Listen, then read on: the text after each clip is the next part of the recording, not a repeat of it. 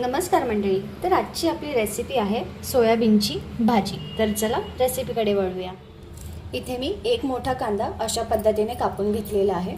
Tomato घेतला आहे, हिरवी मिरची, लसूण आणि सोयाबीन घेतलेले आहेत. सोयाबीनला मी पाण्यामध्ये 15 ते 20 मिनिटं असंच भिजवत ठेवणार आहे.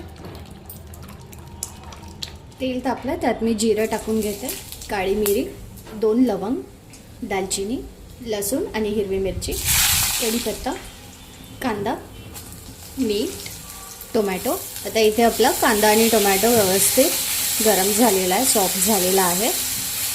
आपण आता याला थंड व्हायला ठेवूया आणि थंड होऊन झाल्यानंतर आपण याची पेस्ट बनवून घेणार आहोत. आता इथे 15 ते 20 मिनिटं चांगलं आपण सोयाबीनला भिजून दिलेलं आहे. आता आपण याचं पाणी स्क्वीज करून घेऊया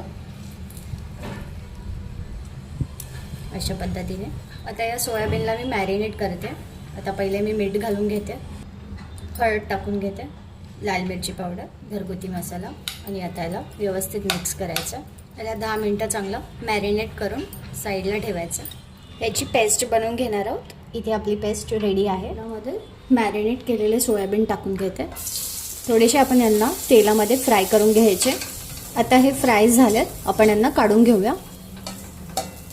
त्याच कढईत मी जिरं टाकून घेते, तेजपत्ता, तयार केलेली पेस्ट. आता मी यात घरगुती मसाला ॲड करते, काश्मीरी लाल मिरची पावडर. आता इथे मसाल्याला चांगलं तेल सुटलेलं आहे. मी याच्यामध्ये सोयाबीनचे फ्राय केलेले ॲड करून घेते आणि यात मी थोडंसं पाणी ॲड करून घेते. आधी भाजीला चांगलं तेल सुटलेलं आहे, मी परत थोडं पाणी ॲड करणार आहे.